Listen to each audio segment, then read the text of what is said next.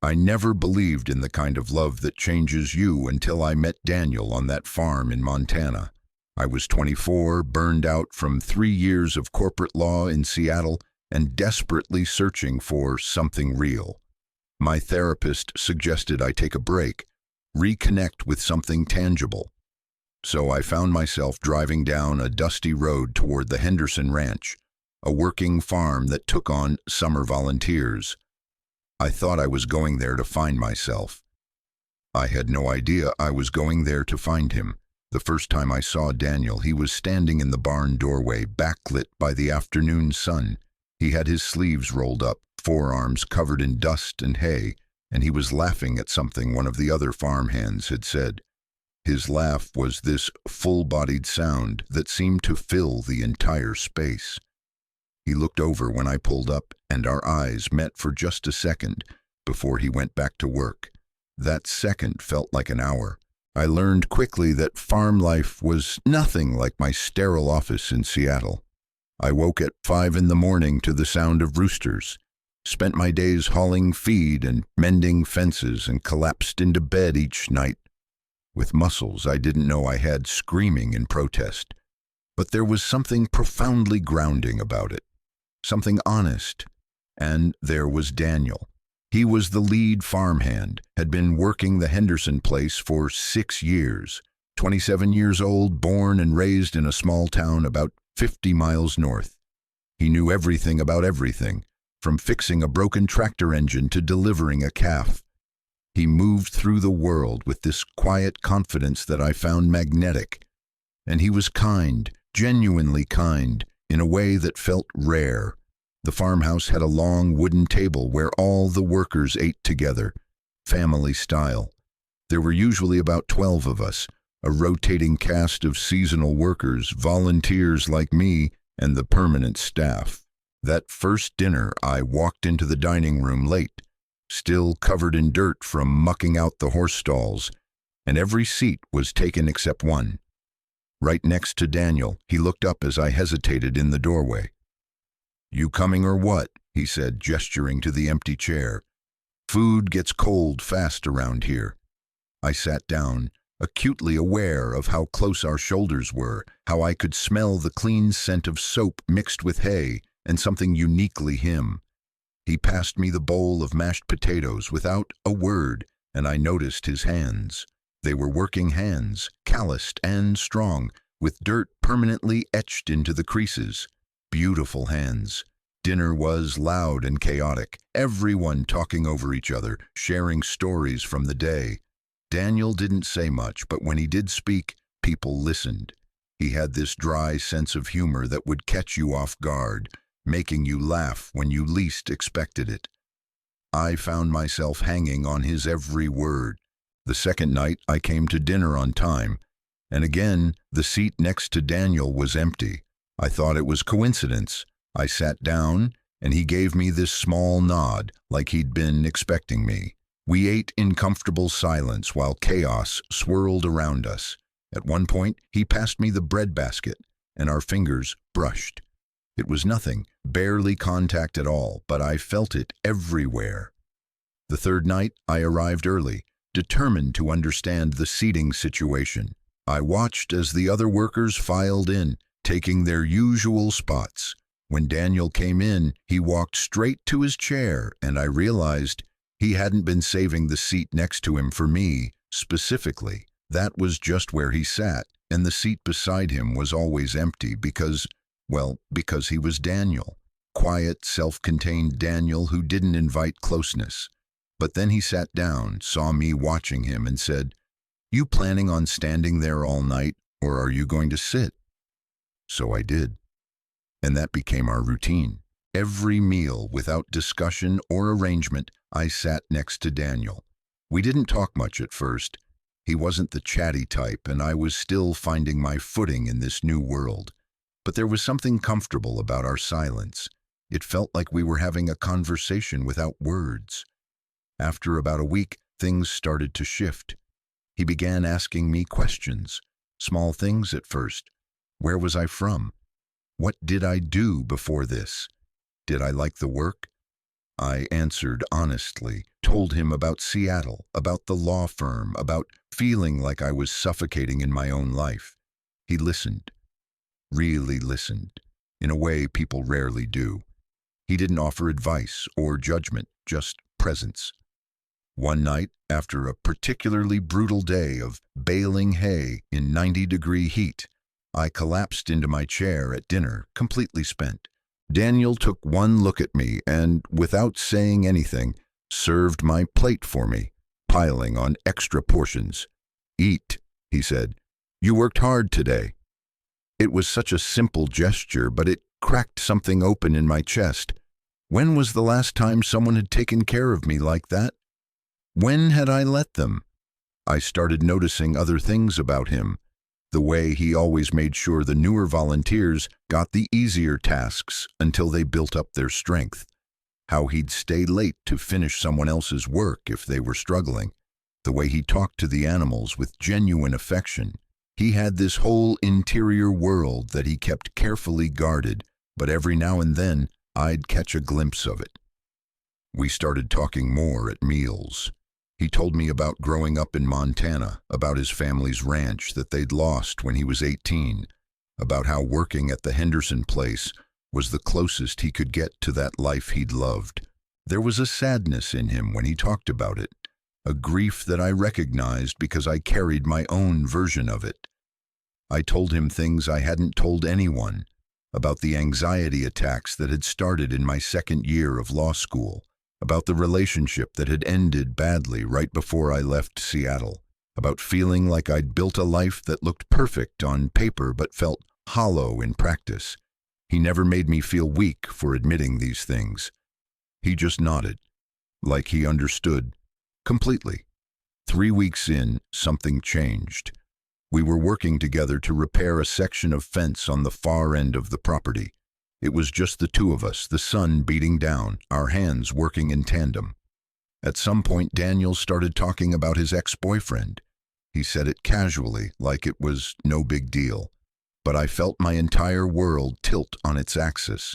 "Wait," I said, trying to keep my voice steady. "You're gay." He looked at me with those steady brown eyes. "Yeah. That a problem?" "No," I said quickly. "No, not at all. I didn't know."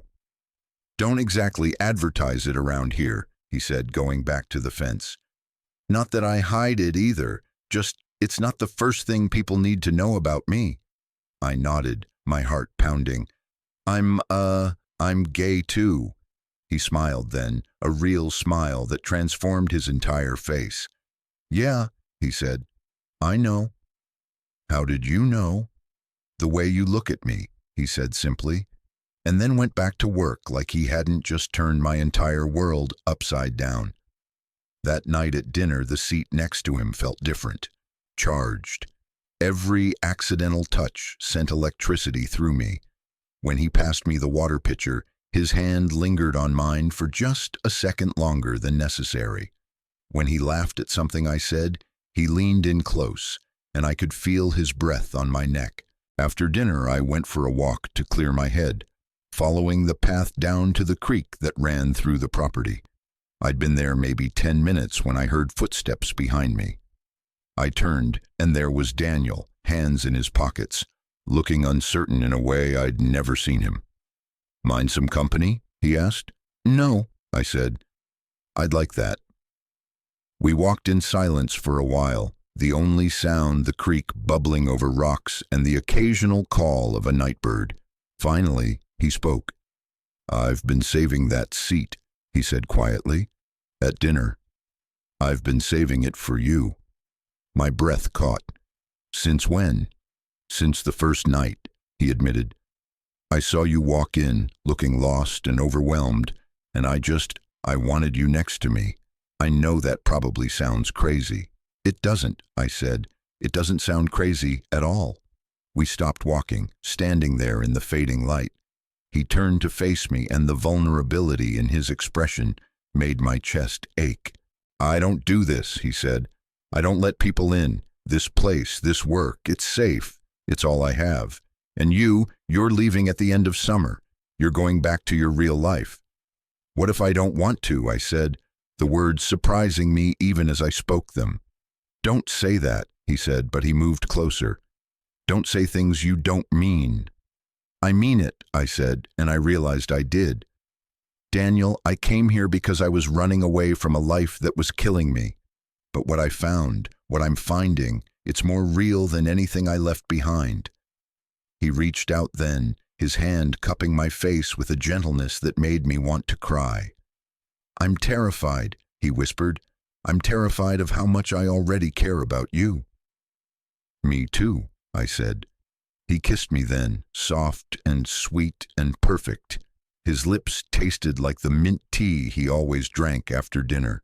His hands were gentle on my face, like I was something precious. When we pulled apart, he rested his forehead against mine. "What are we doing?" he asked. "I don't know," I admitted, "but I don't want to stop." We walked back to the farmhouse, holding hands, and it felt like the most natural thing in the world. That night, I lay in my narrow bed in the volunteer bunkhouse, unable to sleep, replaying every moment. The next morning, I woke before the alarm, nervous and excited in equal measure. At breakfast, I sat in my usual spot next to Daniel. He poured my coffee without asking how I took it, because by then he knew. 2 sugars, a splash of cream. Under the table, his knee pressed against mine, and I pressed back. It was our secret, this new thing between us, and it felt sacred. The next few weeks were the happiest of my life. We worked side by side during the day, stealing glances and accidental touches. At meals, we sat together, our private world existing within the larger chaos of the farmhouse. And at night, after everyone else had gone to bed, we'd meet by the creek or in the barn, talking for hours, kissing until we were both breathless. I learned everything about him. How he took his coffee, black, no sugar, how he had a scar on his left shoulder from a bull riding accident when he was 19, how he wanted to own his own ranch someday, but didn't think he'd ever be able to afford it, how he'd been in love once before with a guy from town who'd left him for a job in Denver, how he'd built walls around his heart after that, determined never to hurt like that again. "And now?" I asked one night, lying next to him in the hayloft, stars visible through the gaps in the roof. "Now I'm terrified," he said honestly, "because those walls, they're not working anymore. You walked right through them like they were nothing." I turned to face him, tracing the line of his jaw with my finger. "I'm scared too. I don't know what happens at the end of summer. I don't know how to make this work when I live in Seattle and you're here." "So don't think about it," he said, pulling me closer. "Just be here now. Be with me now." So I did. I let myself fall completely, recklessly in love with Daniel, with his quiet strength and hidden softness, with the way he hummed while he worked and how he always made sure I ate enough, with his patience and his kindness and the way he looked at me like I was the only person in the world. But summer doesn't last forever. As August approached, the reality of my situation became impossible to ignore. I had a job to get back to, an apartment, a life, and Daniel had the farm, the only place he'd ever felt at home. We didn't talk about it, both of us pretending we had more time than we did. The breaking point came one night at dinner. One of the other volunteers, a college kid named Jake, mentioned he was heading back to school in 2 weeks. The conversation turned to everyone's plans, where they were going next, what came after the farm. When someone asked me, I froze. I'm supposed to go back to Seattle," I said, "mid-August." The silence that followed was deafening. I felt Daniel go still next to me. He didn't look at me, just kept his eyes on his plate. The rest of dinner was agony. As soon as it was over, he stood up and walked out without a word. I found him in the barn, brushing down one of the horses with more force than necessary. "Daniel," I said. "Mid-August," he said flatly. "That's 2 weeks." "I know." "Were you planning on telling me?" "I didn't know how," I admitted. "Every time I tried to bring it up, I couldn't." He finally looked at me, and the pain in his eyes nearly broke me. What did you think was going to happen here? That we'd just have our little summer romance and then you'd go back to your real life and forget about me? No, I said desperately. God, no. Daniel, you are my real life. These past 2 months have been more real than anything I've experienced in years. But not real enough to stay, he said. It's not that simple. Isn't it? He put down the brush, turning to face me fully. I know I don't have much to offer. I work on someone else's farm. I live in a one-room cabin. I can't give you the life you had in Seattle, but I can give you this. I can give you real. I can give you honest. I can give you every piece of me, but only if you stay. I have a career, I said weakly, student loans, responsibilities. And I have a life here, he said. This isn't just a job for me. This is who I am. I can't leave this place any more than you can leave your world. We stood there in the barn, the impossible distance between our lives stretching out like a chasm. So that's it? I asked. We just give up? I don't know, he said, his voice breaking. I don't know what else to do. I left him there, walking back to the bunkhouse with tears streaming down my face. That night, for the first time in weeks, the seat next to Daniel at dinner stayed empty. I couldn't bear to sit there, and he didn't come to dinner at all. The next few days were torture. We worked separately, avoided each other's eyes. The other workers noticed but didn't say anything, giving us space. At meals, I sat at the far end of the table, and the empty seat next to Daniel felt like an accusation. 3 days before I was supposed to leave, I was in my room packing when there was a knock on the door. I opened it to find Mrs. Henderson, the farm's owner, standing there with a knowing look on her face. "Walk with me," she said. It wasn't a question. We walked through the property, past the fields and the barn, until we reached the creek. She sat down on a fallen log and patted the space next to her. "That boy is miserable," she said without preamble. "I know," I said. "And so are you." "Yes," she nodded. "My husband and I started this farm 40 years ago, with nothing but a dream and a lot of foolish hope. Everyone told us we were crazy, said we'd fail within a year. You know what we told them?" I shook my head. "We said we'd rather fail at something we loved than succeed at something that made us miserable." She looked at me intently. "You came here running from something, but what you found, that's worth running toward." "It's not that easy," I said. "No," she agreed. "It's not. Love never is. But Daniel, he's special. In 6 years, I've never seen him look at anyone the way he looks at you, and I've never seen him as happy as he's been these past months." "What if I stay and it doesn't work out?" I asked. "What if I give up everything and we fall apart? What if you leave and spend the rest of your life wondering what if?" she countered. "There are no guarantees, but that boy would move mountains for you. Question is, what would you do for him?" That night, I lay awake, her words echoing in my mind. I thought about my apartment in Seattle, empty and cold, my job that had been slowly crushing my soul, the life I'd built that looked perfect but felt like a prison. And then I thought about Daniel, his laugh, his hands, the way he made me feel seen and valued and whole. The next morning, I made my decision. I found Daniel in the equipment shed, working on the tractor. "Can we talk?" I asked. He didn't look up. "If you're here to say goodbye, I'd rather you just go." "I called my firm yesterday," I said. "Told them I wouldn't be coming back." His hands stilled on the wrench. Slowly, he turned to look at me. "What?" "I quit," I said. "I'm not going back to Seattle. I'm staying here if you'll have me." He stood up, disbelief and hope warring on his face. "You can't just give up your career for me." "I'm not giving it up for you," I said. "I'm giving it up for me. That life was killing me, Daniel. I was miserable. But here, with you, I'm alive. I'm happy. And yeah, I'm terrified. I have no idea how I'm going to make this work.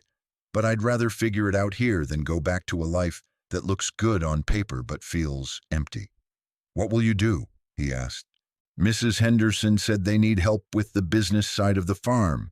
Apparently, I'm not completely useless with my law degree, and I've been looking into remote consulting work. I can make it work. It won't be the same money, but I don't need the same money. I just need this. I need you. He crossed the space between us in 2 strides, pulling me into his arms. Are you sure? He asked against my hair. Are you absolutely sure? I've never been more sure of anything, I said. He kissed me then, deep and desperate and full of promise. When we finally pulled apart, he was smiling that rare, full smile that I loved so much. That night at dinner, I sat in my usual seat next to Daniel. He reached under the table and took my hand, lacing our fingers together. Around us, conversation flowed and laughter rang out. But in our little corner, we had our own world, our own perfect moment. Thank you, he whispered. For what? For staying, for choosing this, for choosing me. I squeezed his hand. Thank you for saving me a seat. That was 5 years ago. We still work at the Henderson Ranch, though we have our own cabin now, a small place on the edge of the property that we've made into a home. Daniel's teaching me everything he knows about farming, and I handle the administrative side of things. We're saving money, slowly but surely, toward buying our own place someday. Every meal, I still sit next to Daniel. It's our tradition now, our small constant in a world that's always changing. Sometimes I think about the life I left behind in Seattle, the person I was before I came here. That person feels like a stranger now. I found what I was looking for on that farm in Montana, though it wasn't what I expected. I thought I was searching for myself, but what I found was so much better. I found home. I found purpose. I found love that's real and honest and worth every risk. And it all started with a saved seat at a dinner table and a quiet farmhand who saw something in me that I didn't see in myself, who taught me that the bravest thing you can do is choose love, even when it's terrifying, especially when it's terrifying. Every morning I wake up next to Daniel and I'm grateful. Grateful that I had the courage to stay. Grateful that he had the courage to let me in. Grateful for every ordinary, extraordinary day we get to build this life together. The seat next to him will always be mine, and I will always choose to fill it. Total char count, 22,847.